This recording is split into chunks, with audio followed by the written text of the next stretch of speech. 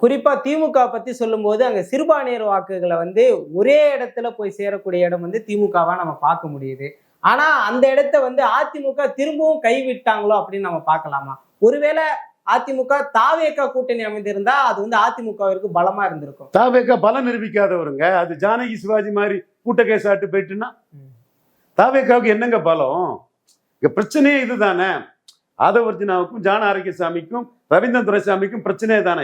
இவங்கள விடுங்க, இவங்க விஜய்க்கு எம்பளாயி, நம்ம இண்டிபெண்டன்ட் ஆளு, தனிச்சு நம்மளை முகம் காட்டி நிற்கிறோம். இவங்க வேலைக்காரன் அல்லது சபார்டினேட்டு. வேலைக்காரங்க தப்பா சொல்லல, எல்லாருமே பலரும் வேலைக்கு பார்த்துட்டு இருப்பாங்க, வேலை இருப்பாங்க. ப்ரொஃபஷனல், ஹேர்டு ப்ரொஃபஷனல், அவ்வளவுதான். வேலைக்காரங்கிற வார்த்தையை நம்ம அவமானப்படுத்தாண்டோம். கம்பெனிகள்ல எல்லாமே அரசு அலுவலகத்தில் எல்லாரும் வேலை பார்க்குறாங்க, அது ஒன்றும் தவறு இல்லை. So but anyway he's an employee. இவர் வந்து சபார்டினேட்டு. நான் இண்டிபெண்டா சொல்றேன். சமூக நீதி இயக்கத்தை வச்சு, பாசிட்டிவ் சோஷியல் ஜஸ்டிஸ் இயக்கத்தை வச்சு நான் நடத்திட்டு இருக்கக்கூடியவன். என் கருத்தை நான் இண்டிபெண்டா சொல்றேன். அவங்க விஜய்க்கு ப்ரொமோட் பண்றதுக்காக பலம் நிரூபிக்காதவருக்கும் பலம் நிரூபிச்சவர்களோட வித்தியாசம் தெரியாம கூலிக்கு மாரடிச்சுட்டு இருக்காங்க. திமுக ஒரு பெரிய கூட்டணியா தமிழ்நாட்டில் இருக்காங்க. அதனை போன்ற அதிமுகவும், குறிப்பா நாம் தமிழர் வந்து 234 தனித்து தான் போட்டியிடன்னு சொல்றாங்க. இப்படிப்பட்ட இக்கட்டான சூழ்நிலையில தாவேக்கா என்ன மாதிரியான முடிவுகளை எடுப்பாங்க? தாவேக்கா தவறான ஆலோசனைகளால தப்பு பண்ணிட்டாங்க. ஃபர்ஸ்ட்லேயே 214 தனிச்சு போட்டிவிடுவோம்னு சொல்லியிருக்கணும். தமிழ்நாட்டை சரியான முறையில் வழி நடத்துவோம்னு சொல்லியிருக்கணும். கூட்டணி ஆட்சிங்கிறத சொல்லியிருக்க கூடாது. இலவசங்களை சொல்லியிருக்க கூடாது. இலவசங்களை சொன்னா உங்களுக்கும் திமுகவுக்கு என்ன வித்தியாசம் இருக்கு? கொடநாடு கொலையை பற்றி பேசியிருக்கணும். எடப்பாடி ஈர்ப்பு சக்தி இல்லாதவர்னு சொல்லியிருக்கணும். அப்ப நீங்க எடப்பாடி நம்பி கட்சி ஆரம்பிச்சீங்களா, மக்களை நம்பி கட்சி ஆரம்பிச்சீங்களா? எடப்பாடி பழனிசாமி நம்பி கட்சி ஆரம்பிச்சீங்களா, மக்களை நம்பி கட்சி ஆரம்பிச்சீங்களா? அப்போ பலம் நிரூபிக்காமலே ஒரு வியாபாரம் பெருசா பண்ணி சொலையா பிராண்டிங் மாஸ்டருக்கு 12 கோடி ரூபா கொடுத்துக்கிட்டு எடப்பாடிக்கு கிட்ட அதை தாண்டி காசு வாங்கிட்டு அடிச்சுக்கிட்டு சுட்டிட்டு போயிடலான்னு ஒரு வியாபார அரசியல் தானே வந்திருக்கீங்க. அதிமுக பாஜக கூட்டணி அமைந்த பிறகா விஜய் அவர்கள் வந்து அதிமுக மீதான அந்த சலசலப்பான எதிர்ப்பை தெரிவிச்சிருக்கிறாருன்னு தானே நம்ம பார்க்க முடியுது. ஓகே, அது நல்ல ஸ்டேட்மெண்ட்.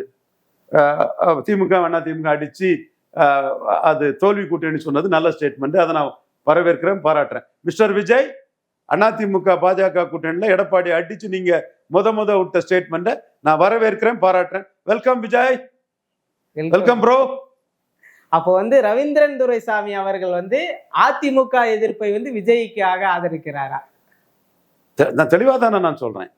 எடப்பாடி 19.4% வாக்கு எடுத்திருக்கிறாரு, என்டிஏக்குள்ள வந்திருக்கிறாரு, பாஜக எதிர்ப்பை டைல்யூட் பண்ணியிருக்கிறாரு, மோடி எதிர்ப்பை டைல்யூட் பண்ணியிருக்கிறாரு. வரவேற்கிறேன், வாழ்த்துக்கிறேன். தாமரை 11.4 அண்ணாமலை எடுத்திருக்கிறாரு. 19.4 11.4 பலத்தின் அடிப்படையில் பங்கீடு இருக்கணும். எடப்பாடி கிட்ட ஏமாந்துக்கிட்டு ஏமாளியாட்டு பேராசையில 4 பேர் பாஜகக்குள்ளே போவான். நம்ம அந்த வகையா இல்லைல்ல, அலர்ட்டா இருக்கணும் எடப்பாடி கிட்டங்கிறதுல தெளிவா தானே நம்ம பேசிட்டு இருக்கிறோம். பலத்தின் அடிப்படையில் பங்கீடு. அண்ணாமலை உழைச்சி கொண்டு வந்த 11.4% தாமரைக்கும் 19.4% ரெட்டலைக்கும் இடையில ரேஷியோ பங்கீடு கரெக்டா இருக்கணும். அண்ணாமலை விடமாட்டார். அது ஓட் டிரான்ஸ்பர் ஆகணும்னா அந்த சீட்டை கொடுத்து தான் தீரணும். அண்ணாமலை அதுல நிரூபிக்கப்பட்ட வாக்குக்கு, அவரால் நிரூபிக்கப்பட்ட வாக்குக்கு அண்ணாமலை ஸ்டெடியா கரெக்டா நின்று தான் அதை கேட்பார்.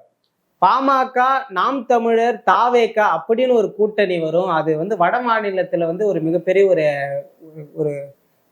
ஒரு எதிர்பார்ப்பை ஏற்படுத்தும் அப்படின்னு சொல்லப்படுது. இது எப்படி சார் நீங்க பாக்குறீங்க? சும்மா எல்லாம் கற்பனையா எழுதிக்கிறதா தம்பி. சீமான் வந்து டாக்டர் ஐயாவை மதிக்கிறாரு, தன்னோட குருவா நினைக்கிறாரு. அவரு பொன்பரப்பி தமிழரசு தான் வன்னியர் தமிழர் ஒற்றுமைக்கு காரணங்கிறது சொல்றாரு. வீரப்பன் தமிழ் தேசியத்தின் அடையாளமா சொல்லி வீரப்பன் கொள்ளக்காரனா கருணாநிதிக்கும் ஜெயலலிதாவுக்கும் என்ன பேருன்னு கேட்டாரு. இதை கேட்கணும் விஜய். எம்ஜிஆர் ஊழல் ஆட்சி பண்ணாரு, மலையாளிக்கு ஆதரவாட்டு முல்லை பெரியாறுல விட்டு கொடுத்தாருங்கிறத விஜய் சொல்லணும். அது சொன்னாதான் விஜய் தனிச்சு நிற்கிறாரு, அதிமுக கிட்ட சீட்டுக்கு நிக்கலைங்கிறத நம்ம நம்ப முடியும்.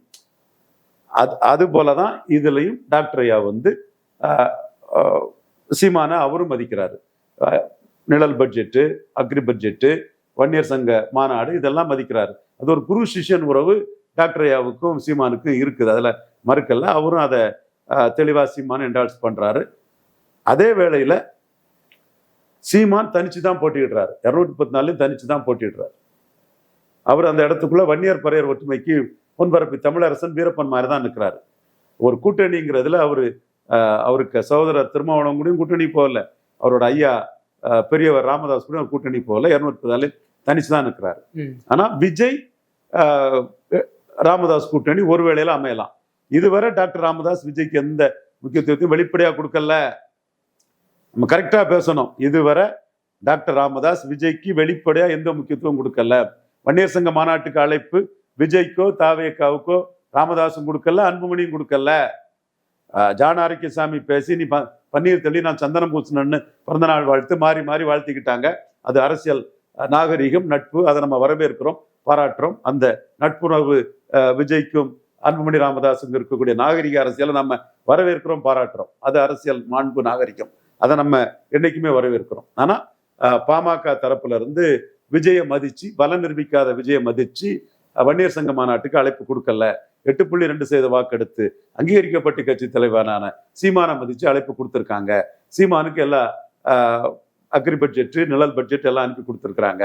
ஆனா அரசியல் சூழ்நிலையில அதிமுக பாஜக கூட்டணியால் அதிர்ச்சி அடைஞ்ச விஜயும், அதிமுக கூட்டணியில வெற்றி பெற முடியாது கருதக்கூடிய பாமகவும் ஒரு அலையன்ஸுக்கு வாய்ப்பு இருக்குது. செங்கல்பட்டை சேர்ந்த பரபரப்பு பிரமுகர், அதிமுக பாமகவில் ரொம்ப பரபரப்பானவர், ஊடக வெளிச்சம் மிக்கவர், ரொம்ப நீதிக்காக போராடக்கூடிய ஒருத்தரும், விஜய்க்க ஒரு ஆடிட்டரும், ஜான் ஆரோக்கியசாமி ஆதவர்ஜினாவும் அதிமுக பாஜக கூட்டணி அமைஞ்சதும் அப்படியே வானத்துல இருந்து இடி விழுந்த மாதிரி மறண்டு போய் அதிர்ச்சி விட்டு இருந்த போது விஜய்க்காக அவருக்கு ஆடிட்டரும், பாமகவில் செங்கல்பட்டு டிஸ்ட்ரிக்ட்ல உள்ள ஒரு சினிமா அரசியல்லாம் தெரிஞ்சு ஒரு புள்ளியும் டாக்டர் ஐயாவை ஆடிட்டர் வெங்கட்ராமனா அவர் பேர் சந்திச்சிருக்காருன்னு ஒரு தகவல்கள் வருது. தினமலர் பத்திரிகையில் அதை எழுதியிருந்தாங்க. இப்போ அந்த ஆடிட்டர் வெங்கட்ராமனும் அந்த பரபரப்பு அரசியல் பிரமுகரும் தொகுதி வாரியா பாமக விஜய் கூட்டணிக்காக பேசுறதாட்டு தகவல்கள் வருது. பலம் நிரூபிக்காத விஜயும் பலம் நிரூபிச்ச பாமகவும் ஒரு கூட்டணிக்காக பேசுறதாட்டு தகவல்கள் வருது. அதுல அந்த பரபரப்பு பிரமுகர் என்ன சொல்றாருன்னா, அதிமுக கூட்டணின்னா நம்ம ஜெயிக்க முடியாது. பாமகவில் 36 சீட்டு அதிமுக ஜெயித்தாங்க, அவங்களாம் நமக்கு லாபம் இல்லை. சேலம் தருமபுரியில் உள்ள சிட்டிங் எம்எல்ஏ தவிர யாரும் அங்கே ஜெயிக்க முடியாது. அது இருமுனை போட்டி ஆச்சுன்னா விக்கிரவாண்டி மாதிரி களம் வந்துடும். விக்கிரவாண்டியில் 23% ரெட்டையில ஓட்டு உதயசூரியனுக்கு போச்சுங்க. அந்த டீட்டெயில அந்த பரபரப்பு பிரமுகர் பூத் வாரியா எடுத்து வச்சு விஜய்க்கு ஆடிட்டர்கிட்ட பேசிட்டு இருக்கிறாரு. அப்ப அவங்க என்ன சொல்றாங்கன்னா, விஜயும் பாமகவும் சேர்ந்தா வட தமிழக அரசியல் பலமுனை போட்டி ஆயிரும். பலமுனை போட்டி ஆச்சுன்னா பாமக எதிர்ப்பு வாக்கள் சிதறும். அப்போ பாமகவுக்கு செங்கல்பட்டு, தென்னார்காடு இந்த பகுதியிலே வெற்றி வாய்ப்பு கிடைக்கும். இன்னும் சொல்ல போனா திருப்பூர்லேயே விஜய் நிற்கலாங்கிற ஒரு கருத்தை கூட அந்த ஆடிட்டரும் அந்த பரபரப்பு பிரமுகரும் பேசினதாட்டு தகவல்கள் வருது. என்னோட நிலைப்பாடு விஜய் பலம் நிரூபிக்காதவங்கிறதுல நான் மாறுபட்ட கருத்து எனக்கு இல்லை. அதே வேளையில பாமக ஒரு 50-50ன்னு பாமக அதை ஏத்துக்கிட்டு அலையன்ஸ் போனாங்கன்னா அவங்க போனதுதான்.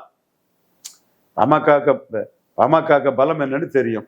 அவங்க வட தமிழகத்துல உங்களுக்கு பாதி எங்களுக்கு பாதின்னு ஒரு அலையன்ஸை விஜய் கூட அந்த ஆடிட்டர் வெங்கட்ராமன் உருவாக்கி கொண்டு போயிட்டாங்கன்னா அது அவங்க முடிவு. இப்ப நீங்க பலம் நிரூபிக்காத அண்ணன் ரஜினிகாந்த தினகரன் ஏத்துக்கிட தயாரா இருந்தாரு, கமல்ஹாசன் ஏத்துக்கிட தயாரா இருந்தார். நான் தான் பேசி அதை இது பண்ணேன்.